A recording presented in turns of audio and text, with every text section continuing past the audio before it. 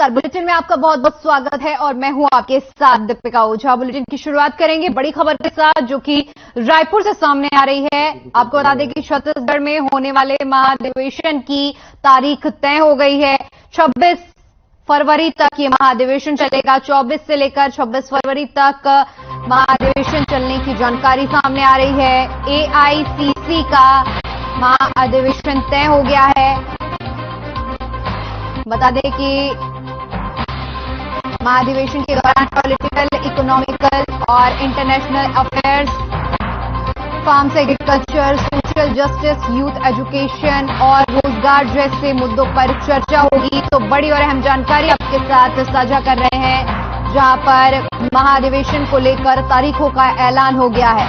बता दें कि पहले बताया गया था कि छत्तीसगढ़ में फरवरी में महाधिवेशन होना है, लेकिन तारीखें नहीं बताई गई थी और अब तारीखों की जानकारी सामने आ गई है। 24 से लेकर 26 फरवरी तक महाधिवेशन चलने की जानकारी सामने आ रही है। इस दौरान कई मुद्दे उठाए जाएंगे।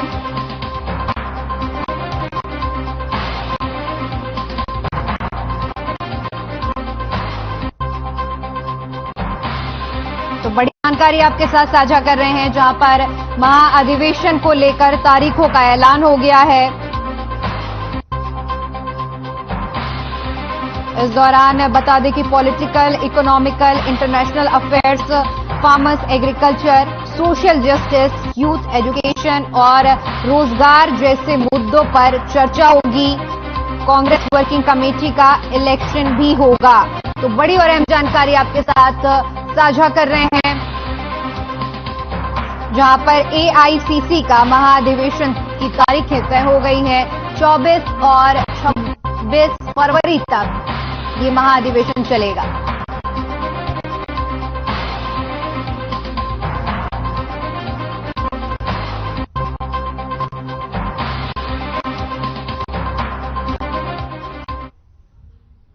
दूसरी बड़ी खबर रायपुर से सामने आ रही है जहां पर कांग्रेस जन अधिकार महारैली आज यातायात पुलिस ने तैयार किया है डाइवर्जन प्लान। आश्रम तिराहे से एनआईटी, टटीबांध से एम्स, गोल चौक से साइंस कॉलेज रोड पर ट्रैफिक जाम रहेगा। बता दें कि सामान्य यातायात का आवागमन बाधित रहेगा। सुबह 10 बजे से शाम 5 बजे तक यातायात बाधित रहने की खबर सामने आ रही है। तो आज कांग्रेस जन अधिकार महारैली होने जा रही है जिसको लेकर यातायात पुलिस ने डाइवर्जन प्लान तैयार किया है, जिसके चलते सामान्य से जो यातायात है उसका आवागमन प्रभावित रहेगा। सुबह 10 बजे से लेकर शाम 5 बजे तक यातायात बाधित रहेगा।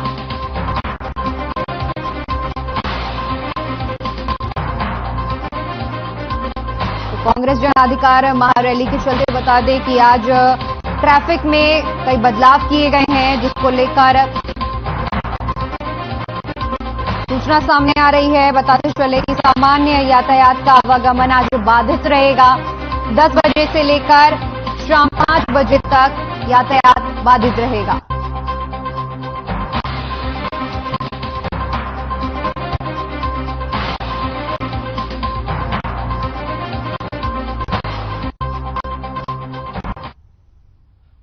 खबर आनंदी से है जहां स्कूल एपेक्स इंटरनेशनल के श्री वाघेश्वर महाराज स्पोर्ट्स कॉम्प्लेक्स में खेल प्रतियोगिता का आयोजन किया गया। पिंपरी चिंचवाड़ नगर निगम के महापौर नगर सेवक नितिन अप्पा ने उद्घाटन किया।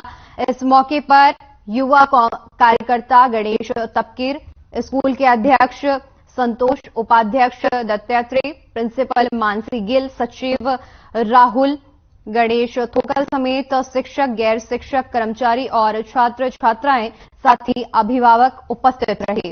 इसमें विभिन्न खेल प्रतियोगिताओं का आयोजन बड़े ही उत्साह के साथ किया गया। इस अवसर पर पूर्व मेयर नगर सेवक नितिन अपम काजे ने विजेताओं को ट्रॉफी और प्रमाण पत्र देकर सम्मानित किया।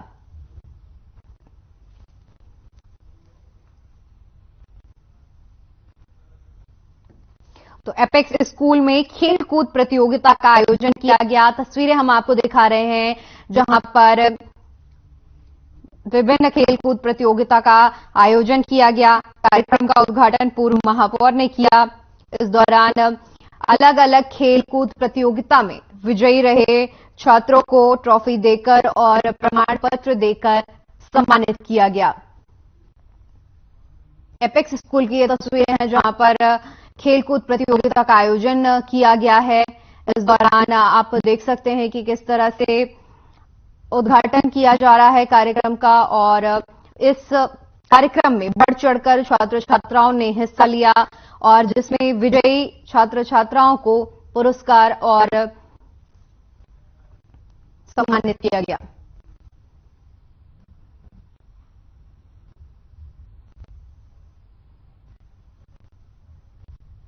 उधर राज्य की सबसे ऊंची चोटी कलसुबाई पर राज्य के 111 दिव्यांग नववर्ष का स्वागत करने के लिए इकट्ठे हुए और स्वतंत्र दिव्यांग मंत्रालय के सरकार के फैसले पर जश्न मनाया। शिव ऊर्जा प्रतिष्ठान के अध्यक्ष शिवाजी खुद दिव्यांग हैं और साल 2010 से ही आत्मविश्वासी दिव्यांग के लिए कलसुबाई चोटी पर ऊर्जा अभियान चला रहे हैं। इस वर्ष आयोजित 11वें अभियान में प्रदेश के सभी जिलों में दिव्यांग, नेत्रहीन, मूक बधिर, बहु दिव्यांग, मानसिक रूप से मंद समेत सभी 111 दिव्यांग लोगों ने हिस्सा लिया। दोपहर 2 बजे सभी दिव्यांग चोटी पर पहुंचे। वहां एक दूसरे से परिचय किया गया।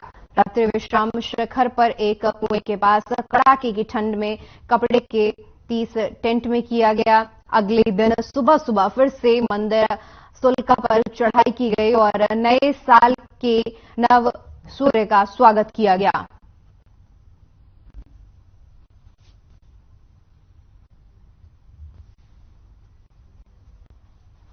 स्वतंत्र दिव्यांग मंत्रालय के सरकार के फैसले को जश्न की तरह मनाया गया है। शिखर से उतरना सुबह 9 बजे शुरू हुआ। इस अभियान में भाग लेने वाले 111 दिव्यांग में 25 लड़कियां और महिलाएं थी। इनके अलावा 15 व्यक्ति 100% दृष्टिहीन और दिव्यांग थे। प्रतिष्ठान अध्यक्ष शिवाजी के नेतृत्व में सचिव काचरू की योजना के तहत इस दिव्यांग ऊर्जा अभियान का आयोजन किया गया है।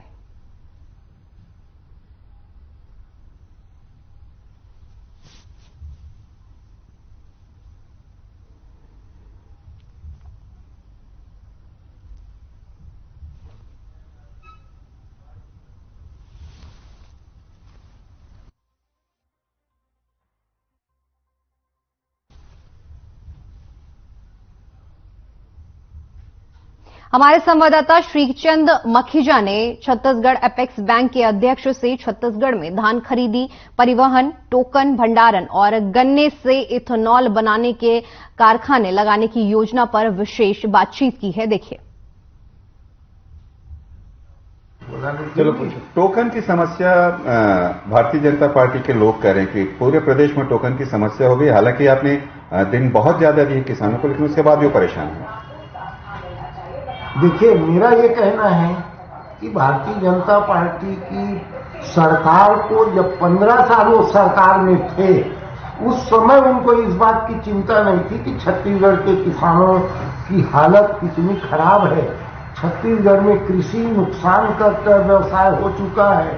छत्तीसगढ़ के किसानों के कल्याण के लिए काम करना है और छत्तीसगढ़ के आम मतदाताओं ने उन पर भरोसा किया। लगातार 15 साल तक भरोसा किया, लेकिन 15 साल में छत्तीसगढ़ के किसानों को 1500 से ऊपर धान की कीमत नहीं मिल पाई। एथेनॉल पे केंद्र सरकार की मंजूरी क्यों जरूरी है?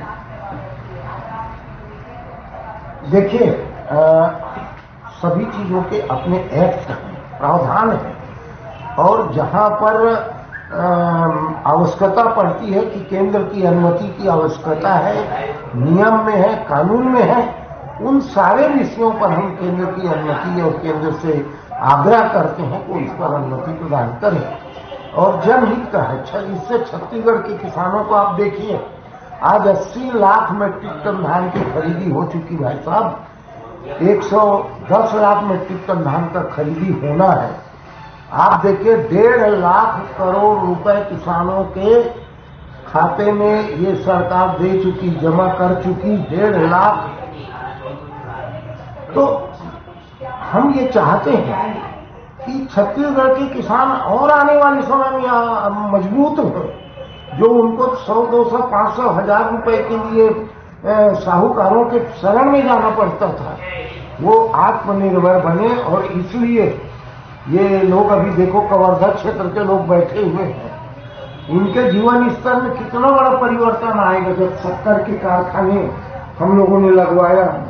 ये शत्रुघ्न चंद्रवंशी जी हैं, जब पहला मैं मीटिंग लिया शक्कर कारखाने के लिए, तो इस समय ये लोग वहां इस मीटिंग में थे, आपसे 81 की बात। तो आज मूर्त रूप हुआ है।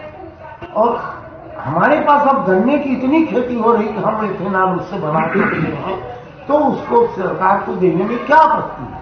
नाफ्सा की बैठक में क्या तय किया गया?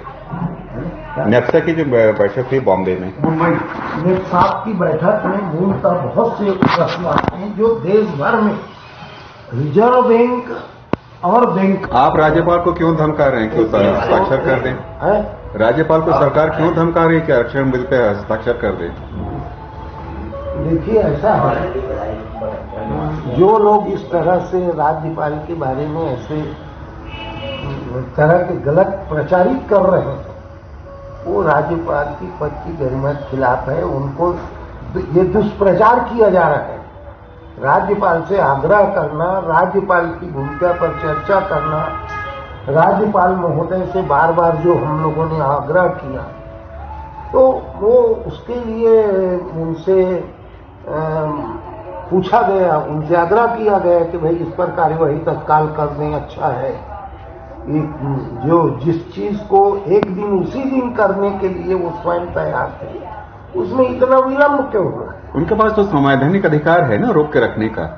संवैधानिक अधिकार बहुत सी चीजों का है, लेकिन सरकार की व्यवहारिकता, सरकार की अनिवार्यता, सरकार के लिए कौन सा चीज जरूरी है, ये सरकार तय करती है। और पूरा विधानसभा एक मत से, सभी पार्टी के लोग एक मत से प्रस्ताव अगर पास करते हैं, तो ये माना जाएगा कि सर्वसम्मत प्रस्ताव को रोकने का कोई औचित्य कहीं भी नहीं बनता। ये सरकार तो उनकी भी है, राज्यपाल हमेशा कहती है कि अभी अपने अभिभाषण के सरकार मेरी है।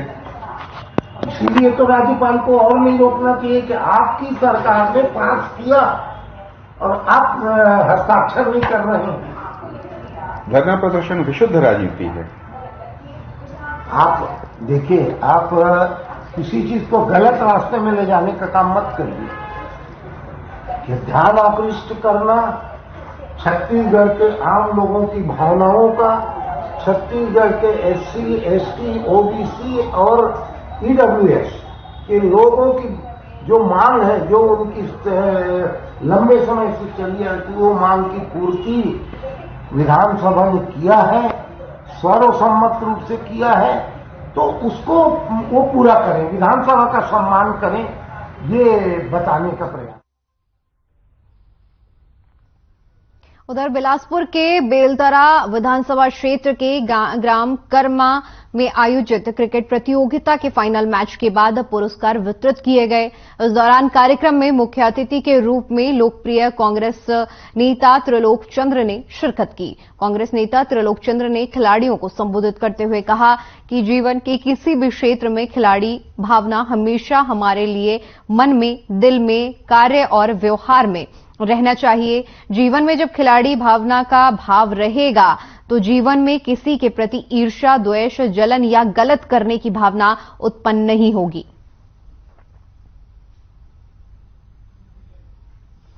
तो खिलाड़ियों को पुरस्कार वितरित किए गए और इस दौरान कार्यक्रम में मुख्य अतिथि कांग्रेस नेता रहे, जिन्होंने खेल को लेकर तमाम तरह की बातें की और खिलाड़ियों का उत्साहवर्धन किया। उन्होंने खेल की भावना से ईर्ष्या, द्वेष जैसी चीजों का जिक्र किया कि अगर हमारे अंदर खेल की भावना रहती है तो इंसान प्रगति की ओर जाता है। क्रिकेट प्रतियोगिता का आयोजन किया गया था, जिसमें खिलाड़ियों को पुरस्कार वितरित किए गए। कार्यक्रम में मुख्य अतिथि कांग्रेस नेता रहे, जिन्होंने खिलाड़ियों का उत्साहवर्धन किया।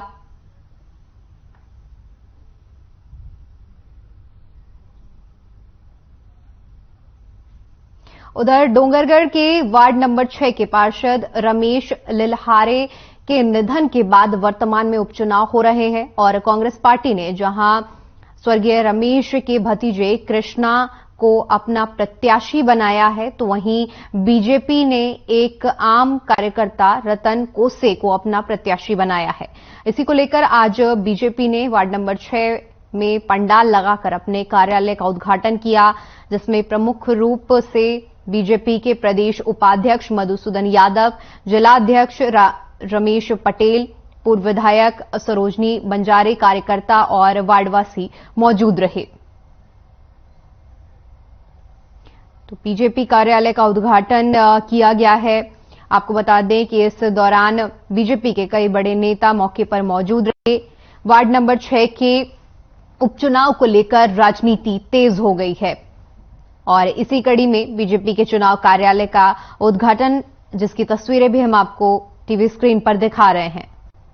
बता दें कि जहां एक तरफ कांग्रेस पार्टी की तरफ से प्रत्याशी की घोषणा कर दी गई है, तो वहीं दूसरी तरफ भारतीय जनता पार्टी भी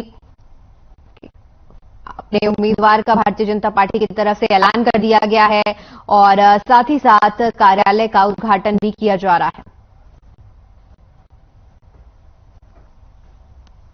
हर चुनाव की अलग अलग परिस्थितियां रहती है। जो कांग्रेस कहीं जीत गई उसको यहां से जोड़ के नहीं देखा जा सकता और ये एक ऐसा वार्ड है जहां मुझे नहीं लगता कि वो किसी को शराब के दम पर, पैसे के दम पर खरीद सकते हैं। यहाँ स्वाभिमानी लोग हैं, स्वाभिमान के साथ वोट करेंगे। जैसे कि यहाँ 15 साल से कांग्रेस की सरकार, मतलब कांग्रेस की पार्षद रह चुकी है यहाँ 15 साल से, तो उनके राज्य में यहाँ पे वार्ड में कोई भी विकास नहीं हुआ है और विकास के तौर पे देखा जाए तो यहाँ पर 5 लाख रुपए का गार्डन बनाया करके बोला गया है, लेकिन यहाँ पे वास्तव में कागजी कार्रवाई में गार्डन बना हुआ है और स्थायी रूप से यहाँ देखा जाए तो गार्डन का विकास नहीं हुआ है। और वैसे ही अभी सीसी रोड जो बनाया गया है, सीसी रोड भी बिना बेस के सीसी रोड बना दिया गया है। इतना भ्रष्टाचार मतलब वार्ड नंबर 6 में यहाँ पे कांग्रेस की सरकार के द्वारा किया गया है।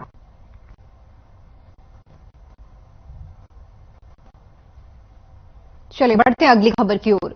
छत्तीसगढ़ के राज्यपाल अनुसुईया उइके द्वारा आरक्षण बिल को रोके जाने का विरोध करते हुए आज लाखों की संख्या में पिछड़ा वर्ग से जुड़े लोग रायपुर में विरोध प्रदर्शन करेंगे। इसी कड़ी में कोरबा से भी सैकड़ों की संख्या में लोग आज रायपुर के लिए रवाना हो रहे हैं। पिछड़ा वर्ग के प्रांत अध्यक्ष श्याम सुंदर सोनी ने बताया कि राज्य सरकार द्वारा विधेयक लाकर पिछड़ा वर्ग के आरक्षण में वृद्धि की गई थी। इस विधेयक बिल को राज्यपाल ने रोक रखा है, जिसकी वजह से बड़ी संख्या में पिछड़े वर्ग के बच्चों को नौकरी नहीं मिल पा रही है। तो राजभवन में जो बिल फंसा हुआ है आरक्षण का, उसको लेकर प्रदेश में घमासान जारी है।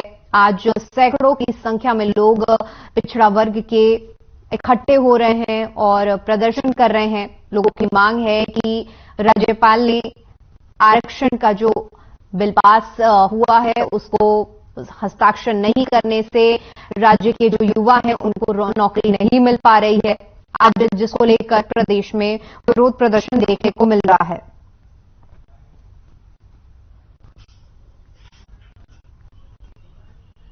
हमारे यशस्वी मुख्यमंत्री माननीय भूपेश बघेल जी ने छत्तीसगढ़ की जन आवश्यकताओं को देखते हुए जो आरक्षण 50% था उसे बढ़ाकर 76% कर दिया और उसके लिए तत्काल उन्होंने 2 दिसंबर को विधानसभा का आयोजन रखा और विधानसभा जारी कर इस आरक्षण नवीन बिल का विधेयक पारित किया।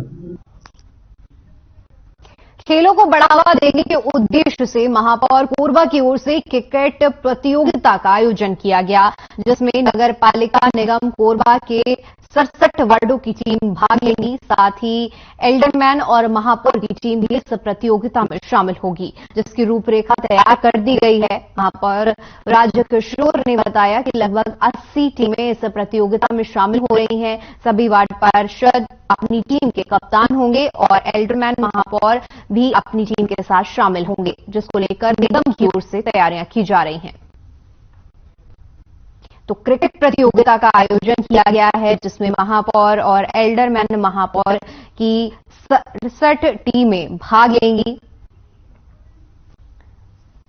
और बताते चले कि इस प्रतियोगिता का आयोजन किया जा रहा है, जहां पर 67 वार्डों की टीमें इस कार्यक्रम में हिस्सा लेने वाली हैं। इस दौरान 80 टीमें इस प्रतियोगिता में शामिल होंगी, जिसमें वार्ड पार्षद अपनी टीम के कप्तान होंगे और एल्डरमैन महापौर भी अपनी टीम के साथ शामिल होंगे। महापौर कप क्रिकेट टूर्नामेंट का आयोजन पहली बार नगर पालिका निगम कोरबा क्षेत्र के अंतर्गत किए जाने का प्लान हमारे सभी पार्षद साथियों के द्वारा प्रस्ताव दिया गया था। इस पर बैठक में सर्वसम्मति से यह निर्णय लिया गया कि इस साल पूरे निगम क्षेत्र में महापौर कप क्रिकेट टूर्नामेंट का आयोजन किया जाए। तो इसके लिए जब भी मोटा मोटी जो अभी रूपरेखा जो बनी है, सभी 67 वार्ड से एक एक टीम तैयार होगी। इसके बीच एमसीबी से बड़ी खबर सामने आ रही है। आपको बता दें कि आदमखोर तेंदुए ने महिला को अपना शिकार बनाया है। मनेन्द्रगढ़ वन मंडल के जनकपुर वन परिक्षेत्र में यह हमला हुआ है। बता दें कि सिंगरौली गांव में घर के बाहर से तेंदुए ने उमाबाई नाम की महिला को उठाकर ले गया। तेंदुए ने महिला के गले पर वार किया, जिससे महिला की मौत हो गई है। अब तक तेंदुए ने 3 लोगों को अपना शिकार बनाया है। बताते चले कि तेंदुए के आतंक से ग्रामीणों में दहशत का माहौल है। तो बड़ी जानकारी आपके साथ साझा कर रहे हैं, जहां पर तेंदुए ने एक महिला पर हमला किया, उसके गले पर हमला किया, जिसकी वजह से उसकी मौत हो गई है। और महिला की मौत के बाद पूरे इलाके में सनसनी फैल गई है।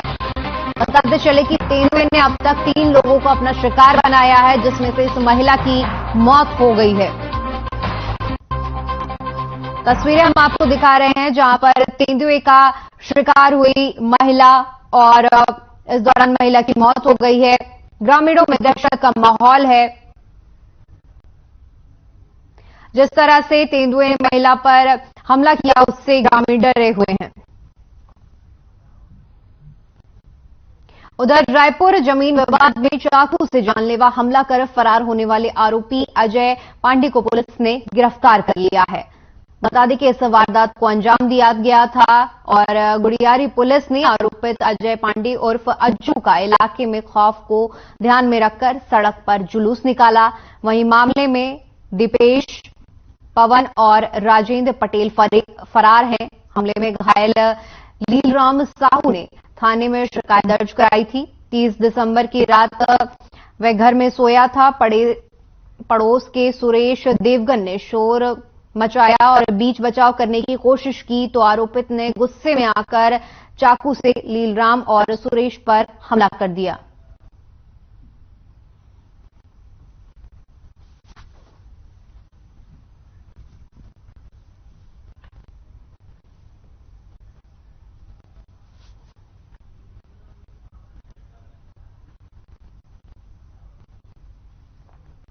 उधर नए साल के पहले दिन धार्मिक नगरी महामाया धाम में पर्यटकों की भारी भीड़ उमड़ी। मंदिर, गार्डन, होटल समेत तमाम पर्यटन स्थलों में पर्यटकों की भीड़ लगी रही। उल्लेखनीय है कि हर साल की तरह इस साल भी नए साल के पहले दिन नगर के सभी धार्मिक स्थलों, पर्यटन स्थल और गार्डनों में पर्यटकों का मेला उमड़ा रहा। महामाया मंदिर, भैरव बाबा मंदिर, गिरजाबन, हनुमान मंदिर, माता मंगला गौरी मंदिर समेत तमाम धार्मिक स्थलों में धार्मिक पर्यटकों की भीड़ देखने को मिली। माता रानी के दर्शन कर जीवन को धन्य मान गौरवान्वित करने होने भक्त पहुंचे थे। पर्यटकों की अपार भीड़ के चलते सारा आवागमन बाधित रहा।